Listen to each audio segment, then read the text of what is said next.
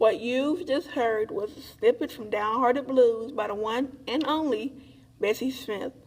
The way she phrased certain parts of this song can be labeled as metaphorical insights towards her life and her life choices. Bessie was not the type of person to share her life in the public eye other than through her music. She always gave hints throughout her music about her problems in life mixed with how she would feel during those problems. Take the words from the last bit of the snippet where she says, "I got the world in a jug, the stopper's in my hand." That bit alone tells you that she's drinking. This is just a little off topic, but back in the 1920s, there was this movement that aimed to stop any manufacturing, selling, and transportation of intoxicating liquors. This being said, the consumption of alcohol was not mentioned, and many took this as an advantage, such as Bessie. Now getting back on topic, take the second part of those lines where she says, "I'm going to hold it in until you didn't come under my command." This means that she's going to hold all her emotions in until the guy in context, her husband, just disappears. Now by combining the two, Bessie is explaining how she is weak, and since she is weak, she cannot let go of him or her habits. Habits as in drinking to the point where Bessie became drunken, causing her problems only to get louder. Joe McCaskill from Biography.com says, by her facing problems in her life, such as heartbreaks, Bessie learned how to cope with it all multiple ways. One way being alcohol. However, another way that she coped with her problems, according to the Bessie Smith Cultural Center, was to be vocal about them. She needed to realize that holding in her emotions was not the wisest thing she could have done. Bessie already had a passionate background to be on stage, with her starting as a street singer with her younger brother, all the way up to joining a couple of musical groups. One group in particular had a blues vocalist by the name of Ma Rainey, who took Bessie under her wing and made it possible for Bessie to be able to perform at various theaters over the next decade. And she even pushed Bessie towards her future platform. 1923.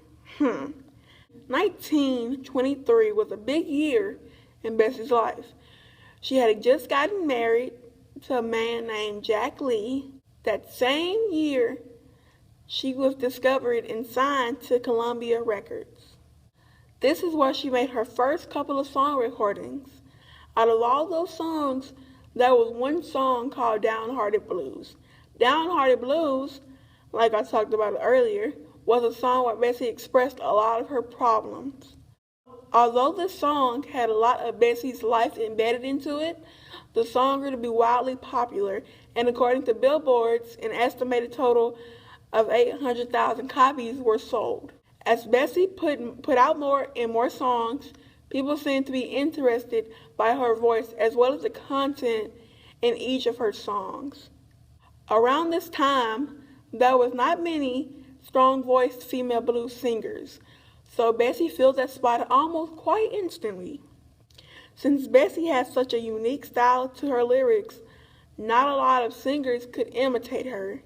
Bessie had a strong enough way with words that even with hearing Downhearted Blues multiple times, the song could change interpretations every time, which made the song appeal to more than just one audience.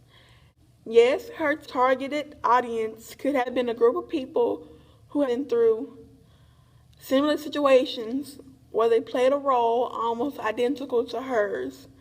But Bessie's words could also grasp a group of younger people unintentionally who again may have interpreted her lyrics differently depending on their own situations.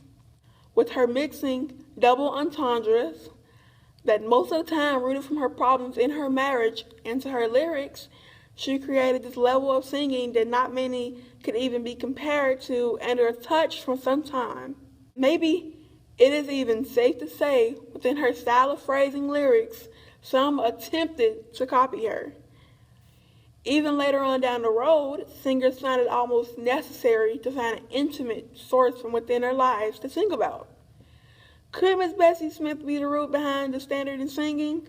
Maybe. Possibly. More likely. They say that the weakest point in someone's life can easily turn into their greatest.